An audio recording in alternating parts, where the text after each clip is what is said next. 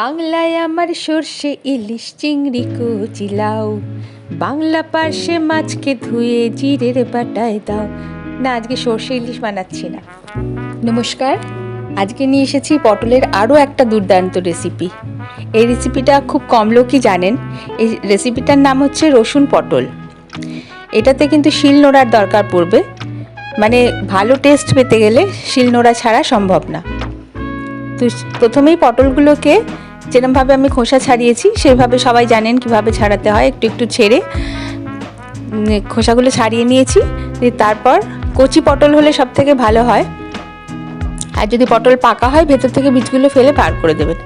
আমার পটলগুলো কচি ছিল, তাই জন্য আমি পটলগুলোকে সবটাই বীজ শুদ্ধই আমি থেঁতো করে নিলাম শিলে।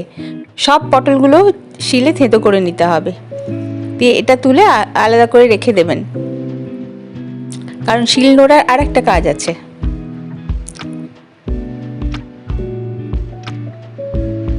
পটলটা থেঁতো হয়ে গেল। এবারে এখানে রসুন, কাঁচা লঙ্কা, হাফ চামচ কালো জিরে বা আর একটু বেশিও দিতে পারেন, 1 টিস্পুন কালো জিরে দিতে পারেন, আর 1 টিস্পুন পোস্ত, এগুলো দিয়ে বিনা জলে, এতে জল দেওয়া যাবে না, বিনা জলে এগুলোকে বেটে নিতে হবে শিলনোড়াতে। কারণ এগুলো মিক্সিতে বাটা সম্ভব না, কারণ জল দেওয়া যাবে না, জল দিলে স্বাদটা বদলে যাবে। সেজন্য শিলনোড়াটাই বেস্ট। তো এটাকে খুব ভালো করে মিহি করে বেটে নিতে হবে, এটাই হচ্ছে মেন মশলা। আর গরম ভাতে খেতে তো মানে জুড়ি নেই এর স্বাদের, অবশ্যই বানিয়ে খান। শিলনোড়া না থাকলে ওই হামাল দিস্তাতে কুটে নেবেন, আর কিছু করার নেই।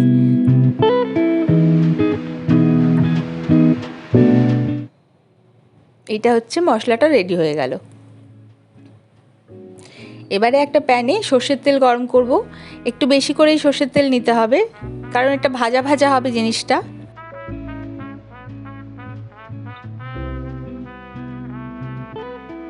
তেলটা, সর্ষের তেল সবসময় ধোঁয়া বের করা অবধি গরম করতে হয়, নইলে একটা কাঁচা স্মেল আসে। তেলে আগে হলুদটা দিয়ে নিলাম, এর মধ্যে যে থেঁতো করা পটলগুলো ছেড়ে দিলাম।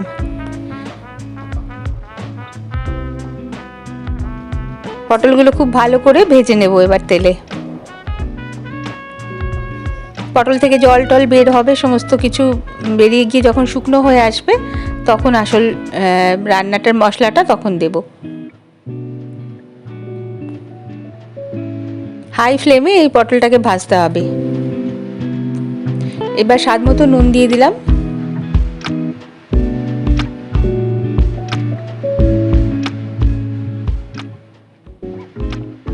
নুন দিয়ে এবার পটলটাকে ভাজতে থাকুন যতক্ষণ না এটা একটু জলটা শুকিয়ে আসে।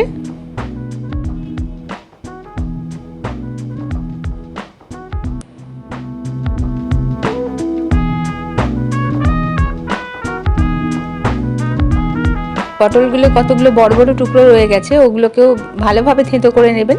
আমি তাড়াহুড়োতে বানিয়েছি, তো যাই হোক, অনেকটাই এটা ভাজা হয়ে এসছে।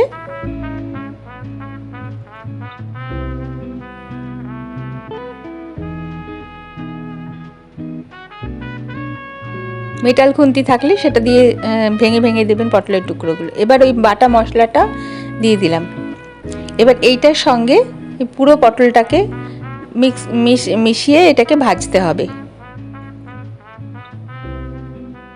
এর মধ্যে কোনো জল পড়বে না, এইভাবেই এটা ভাজা ভাজা হবে। যতক্ষণ না তেল ছেড়ে আসছে পুরো ব্যাপারটা থেকে আর মশলার কাঁচা গন্ধটা যাচ্ছে, ততক্ষণ এটাকে হাই ফ্লেমে ভাজতে হবে।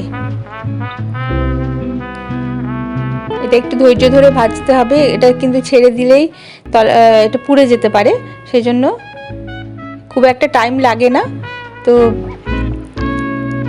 একটানা নাড়িয়ে যেতে হবে।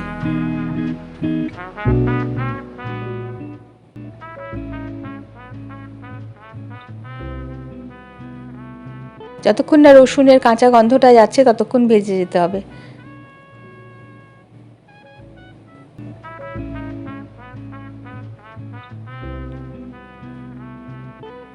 এটা হলে আর গরম ভাতে আর কিছু দরকার পড়ে না। কে কে এটা বানিয়েছেন আমাকে জানাবেন। একটু ঢেকে আমি কম আছে মিনিট 2 রান্না করলাম। যতটুকু জল ছিল সবটা শুকিয়ে গেছে, আর এটা পুরো ভাজা ভাজা হয়ে গেছে। জিনিসটা একদম রেডি।